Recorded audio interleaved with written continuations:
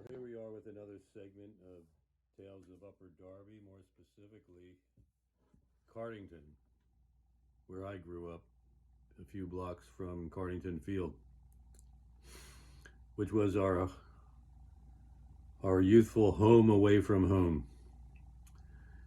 And when we stopped playing there, we loved this place so much, we would have annual reunions and an annual baseball game there, which ended but a few years ago. We did this for over 50 years. Cardington Stonehurst Field was a few blocks from Philadelphia.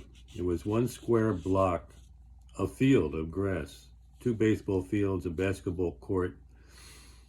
People played soccer there. Now they play cricket there.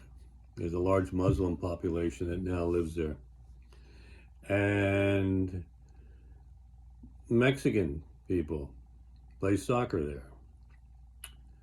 But in the 1950s and 60s,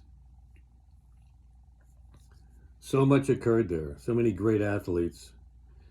And today I'm going to discuss the football players, the receivers, and the quarterbacks. And there were some great ones. Now, I personally was a good receiver. I never recall dropping a pass that came to me. I don't care how hard it was thrown. I don't care how far it was thrown, how high it was. And there were some great quarterbacks for whom I was a receiver. Jim Forsythe, Tony Carrozza, Anthony Sabatino, whom we called Sabby. Sabby could throw bullets. Forsythe could throw long, high passes and find his receiver on a dime. Carrozza was great too. But let's talk about the spectacular receivers, the great quarterbacks and guys who could make spectacular plays. I'm talking about Phil D'Antonio. Phil was a singer for Billy and the Essentials, who sang some hit songs, rock and roll songs, doo-wop. Phil was so good that a guy he knew, Harold Jackson, with whom he was playing choose-up football, Harold was a great receiver for the Eagles, Philadelphia Eagles, and told him to try out for the Eagles. That's how good Phil was. He could jump up in a crowd, and I don't care how many people were surrounding him, and he was double and triple teamed, and he would come down with the ball. He could leap, and he can hold on to that football. He would just say, just throw it. Just throw it. I'll get it. He was a quiet guy. Didn't brag. He just did his job as a receiver like nobody else. Other great receivers were Dave Knoll, could do the same thing. Larry Delaney was another great receiver. And I'm sure there were more. I'm sure I'm missing. I apologize for missing some people. But I can't think of them all. The ones that stand out in my mind are Larry Delaney, Phil D'Antonio, and Dave Knoll. Once again, here's a great story. I was a kid, and the older guys were playing. This is in the maybe 1960.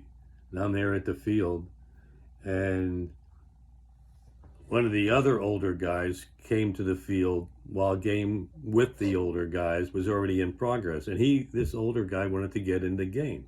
And I was the only one else there to be a part of this. If he was going to join, he needed someone else to be on the other team. No one wanted me. They said, the guy comes up, Carr his name was, and he said, how about two more bodies in the game? And one of the older guys said, well, where's the other body? Meaning I wasn't a body. But Jim Forsythe, the captain of the one team, said, I'll take the kid, me. We got into overtime, sudden death. And Jimmy Forsythe said, hey, I want you to go to this spot and I'll find you there. I did exactly what he said. This kid that nobody really wanted and wasn't a body and no one would expect would make the game-winning catch, did so. I did what Jimmy told me. I turned around. Mind you, I was a lot younger than these guys. And there was the ball, and I clung onto it for dear. And I felt great. The game was over. The guy who said I wasn't a body and the other guys who thought I had no business playing with them, they weren't too happy. No one said anything. No one said, nice catch. Way to go, Jerry. We didn't expect you could do that. They just walked off the field. And to this day, I'm grateful for Jimmy Forsythe, great quarterback. The other, Anthony Sabatino, used to throw me bullets. He was older, stronger, great arm, and I would catch him. And Tony Carrozza, too. Tony Carrozza was a year older than I, from the class of '63. There you have it. Another saga in the adventures of Cardington Stonehurst Memorial Field. Thanks for listening, and there'll be more forthcoming. Adios.